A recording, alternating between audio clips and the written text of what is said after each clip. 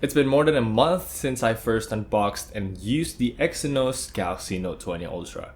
I pre-ordered the thing in Indonesia, so no 5G, no Snapdragon, 8 gigs of RAM instead of 12, but I got double the storage as the base model. And it costs 18 million rupiah here, or about 1,200 bucks converted to US dollars. Crazy amount of money to spend on just the phone in my opinion, but can I justify it somehow? TLDR, I'm in love with the hardware. The cameras kept on impressing me with its quality, and the 3 years guaranteed updates are a breath of fresh air in the Android world.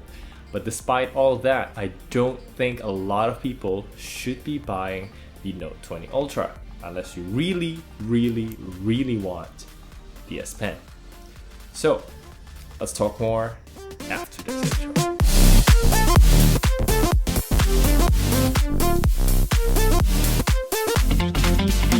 Selamat pagi! Good morning everyone, Kenneth here, and today I'll be talking about all the goods, the bads, and the uglies about the Samsung Galaxy Note20 Ultra. And I'm specifically talking about the Exynos version here, which, let's be honest, this is the version that most people are gonna be getting. Now, before we start, a little disclaimer note, all the things I'll say in this video is from me trying to utilize this phone as much as I can in my creative workflow as a creator. And this Note20 Ultra is bought by myself. I'm not sponsored or paid by anyone, and I always give you my honest opinion. So if you want to support the channel, please consider using the affiliate links down in the description. And of course, hit the thumbs up, subscribe so you can see more of me talking about tech. Okay, let's get straight to the point and talk about the ugly stuff first. And first of all, the camera bump is otherworldly huge. Even with a case, this phone still wobbles on a table, so I can never write on it peacefully with the S Pen, which is crazy. But since the camera is just so good, I'll talk about it later on, I can somehow forgive this. Next one is the price. Starting at 1,300 bucks in the US, this phone is expensive, but I try to think of it as an investment. You buy a phone that can shoot, edit, publish, promote your contents, all of that for 1,300 bucks. And actually, if you've noticed, a lot of my videos have had Note20 Ultra as the secondary camera there. For me, I love the quality out of it. Now, I don't edit videos on my phone, but it's got the power if I wanted to do that. But of course, we can't talk about power without talking about the Exynos 990 chip inside. Now, to be fair,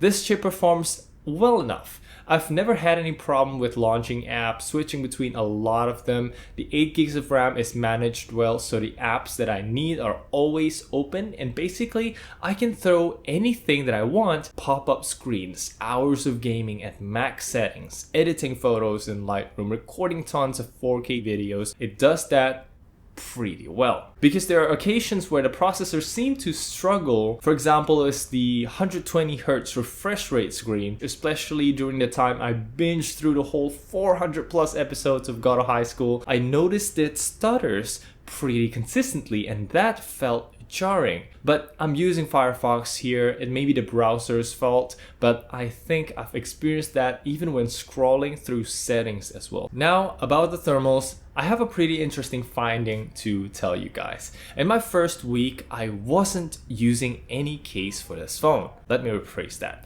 I didn't have any case. I needed to wait a couple weeks for my case to arrive, so during that time, I used it as it is, and oh boy, it gets hot. After a few minutes of taking photos and videos outdoors just for camera samples for this review, it got to the point where I just can't pocket it anymore. The phone felt like a hot potato, and this app called AccuBattery, I checked the temps are at 42 degrees Celsius. That's the battery, which got me really worried. So at that point, I just got back into the car and decided to move on, cool the thing off. I thought that's because it was a hot day, right? But no, the phone kept on heating up pretty consistently if I tried to do anything with it.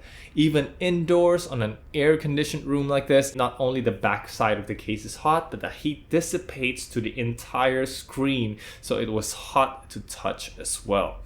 But that's all fixed when my case arrived. For some reason, the phone is much more comfortable to be held with the case on. It never felt too hot. Even after gaming, recording 4K videos, it's almost like the phone was designed to be used with a case in the first place. And now after weeks of using the phone with a case, I can comfortably say that heat is not much of an issue with the Exynos Note20 Ultra.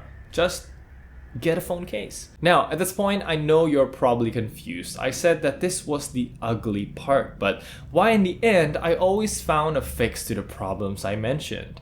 Well, that's because I haven't mentioned this real ugly part. That, my friend, is because you miss out on the things only available on Snapdragon chips. And I'm not saying the performance or the thermals or battery life. I don't have the Snapdragon version, so I can't comment much on that. But it is something called aptX TWS. I've explained it in this video, and basically it's a standard from Qualcomm that brings the quality of an AirPods to a lot of true wireless earbuds that can be as low as $20. So the earbuds that support it are everywhere, but the phone, well, not so much. I think only Snapdragon 845 or above. But since you should be getting 865 Plus here, you will get low latency for gaming, seamless earbud switching, great battery life out of the earbuds, and great sound. So it's really a shame that this super expensive phone doesn't support it. Not to forget, aptX HD and aptX Adaptive are not supported as well. Now at this point, I'm not sure if the Snapdragon chips support them or not. Samsung could have disabled them, but as someone who reviewed a lot of true wireless earbuds, I know for a fact that aptX TWS support is a big deal. So not supporting these better codecs are just a deal breaker to me. That's actually it for the ugly part, and it may not be a big deal to you if you're not really into true wireless earbuds, but honestly, in a phone at this caliber, there shouldn't be any ugly thing other than it's expensive, in my opinion. Moving on to the bad stuff, actually I wanted to talk about the thermals here, but we've talked about it, so let's talk about the battery life. Please don't tell me to turn off 120Hz refresh rate. It's a nice feature to have, and Samsung has done a great job implementing adaptive refresh rate, so it only ramps up to 120Hz when you're interacting with the screen, and when you're not, it runs slower to save battery.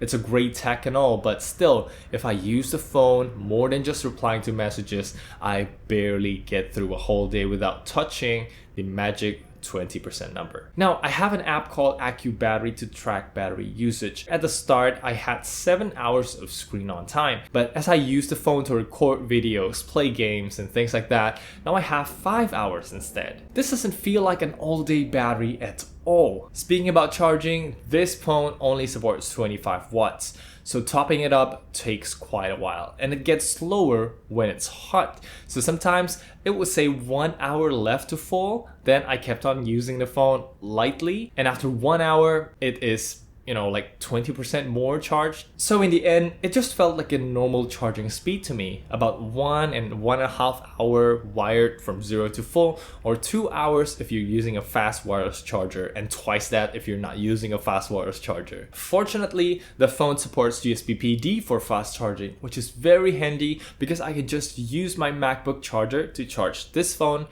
and it's pretty quick. Now, the next bad thing is Bixby, but I think we all know that, so let's move on. Okay, it's the ultrasonic fingerprint sensor. And to be specific, my problem is with the speed. It's pretty dang slow. I've tweeted about this as well during my first week of using the phone, and until now, I never get used to the location here, and even if I do, the phone would show no match first before finally unlocking on my second attempt, or third, or fourth. It always felt like a chore to unlock the phone. Now, setting up a face unlock to work in tandem with fingerprint in identifying me helps a little bit, but face unlock is just 2D image recognition, and I can't trust it too much. I just use it now because it's COVID time, and I don't think any stranger will be touching my phone anytime soon. And even so, I turned off the faster recognition setting. I just want it to be as secure as possible, and I hate it when I see one of my payment app accept face recognition as a way to unlock and bypass the PIN input. Fortunately, it's only this one app. I've never seen anything other than that accepts the face. It only accepts fingerprints, and I recommend it stay that way. Okay, now we have finished talking about the bad things here. If you're willing to accept that though, the rest of the things about this phone is really good. And we'll start with the biggest part of the phone, which is the screen. That's not a single doubt that this is the best display in the current market, and possibly the best one in your house. The colors are beautiful. Up to 1500 nits means HDR stuff in YouTube and Netflix look fantastic.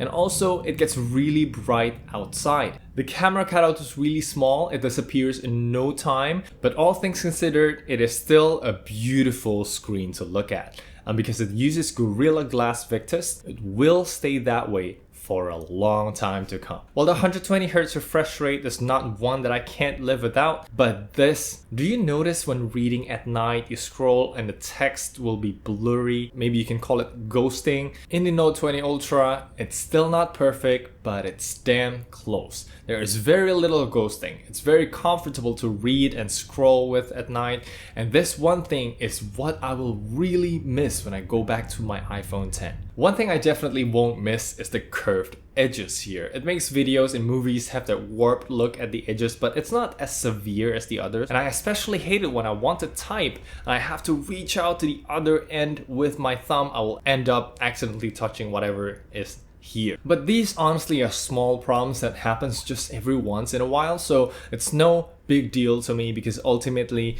this is a great screen no matter what you throw at it. Even if you want to do color sensitive work, just set the picture profile to default, you'll be good to go. Now let's talk about the next great thing that keeps on impressing me the more I use it. And it's the camera. And after seeing the teardown by iFixit of the Note 20 Ultra, I know it really packs some crazy stuff under this huge bump. While I do miss taking portraits in 2x zoom, you have to crop in on the 1x here, having a 5x optical zoom means that if you go to a concert or a cathedral, or in classes, anything where you have to sit far from the action, you can take much better photos than any other phone. And I think this is now a real useful zoom. Now, I'm not that big of a photographer myself, but I do appreciate great looking photos. And if pictures from iPhones look flatter and easier to edit, the pictures from Samsung looks ready to share. It's vivid, colorful, and especially with the scene analyzer thing, it automatically adjusts the colors according to different scenarios. But now, the best thing about this camera is also the worst thing about it. And I'm talking about the super narrow depth of field in this main shooter. For the first time ever in a phone, I feel like I'm shooting at f1.8 that's similar to real cameras. I mean, the area that's in focus are very narrow. And there's also pretty heavy vignetting and distortion going on, which you can see the most when taking a shot of a document up close. It's really annoying. But I think it's just a physical limitation of the lens. That's why we have hefty camera lenses that can cost thousands and thousands of dollars easily. But when you start taking photos of anything else other than document, it really feels like you don't need any artificial portrait mode anymore, because just getting the subject reasonably close, like a meter away from the phone, already brings in so much bokeh, and I just love it every time. Talking about the other lenses here, the ultra wide angle takes better photos than iPhone 11 Pro. I know that for a fact. And you can even have night mode on that lens. In fact, on every lens, even on the periscope zoom. And for this lens, I rarely use it, but when the situation calls for it, it's priceless. But I cannot say the same praise for the front camera.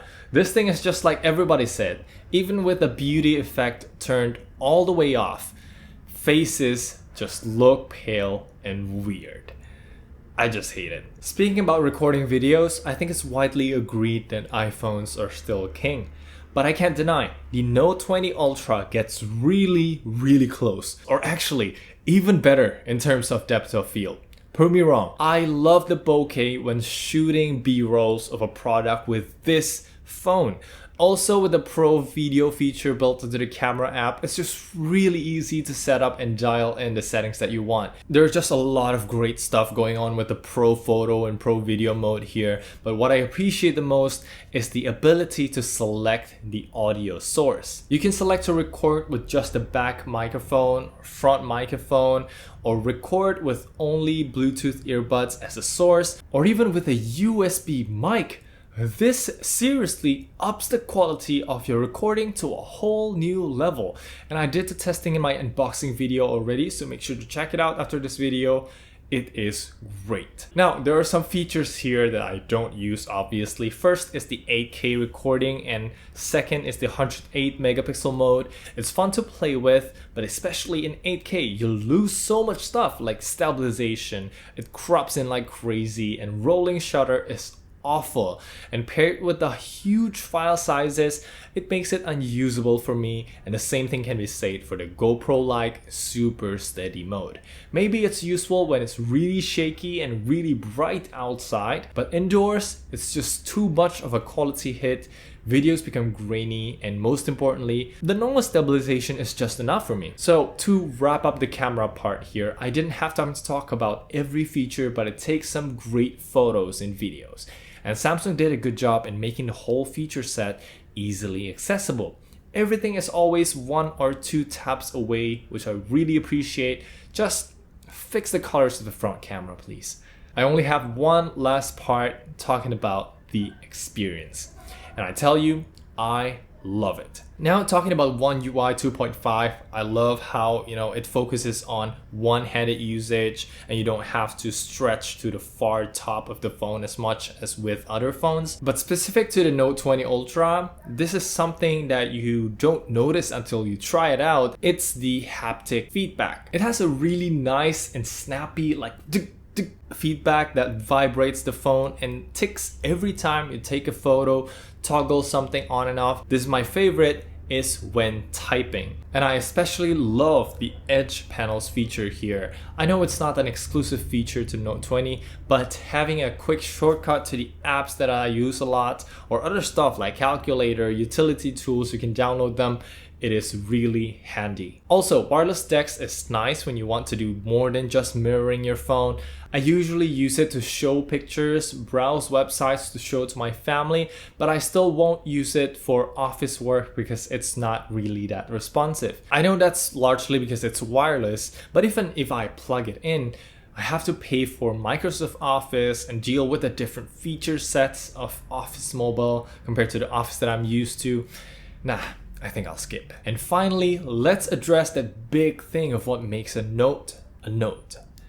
It is the S Pen. For those of you hoping that I would be a heavy S Pen user, I am sorry. I tried, but I couldn't. In the end, I just use it every once in a while, jotting down quick notes, annotating stuff, and yeah, not much else. I'm an Apple Pencil user ever since the time of its release. It's expensive, but I think it's worth it because it enables stuff that I can't do on either of my phone and my laptop. And what are those things? Actually, it is exactly the same thing that I just mentioned. Taking notes for my lectures and annotating PDFs or ebooks or whatever, photos, emails.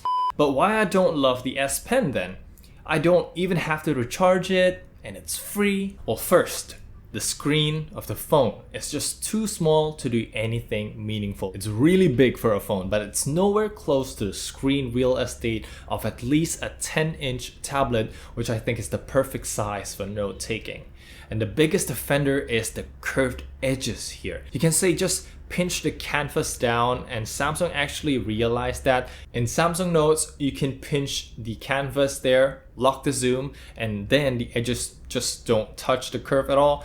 But it's not ideal. The already limited screen is even smaller now, and it's a challenge for me to organize my notes. I have to keep on adding more and more page, and a small lecture turned into a long scroll of note. Second, these are mobile apps. Samsung Notes is good, won't complain on that. But if you start looking for other apps, it gets worse. I use OneNote, GoodNotes, and Notability in my iPad.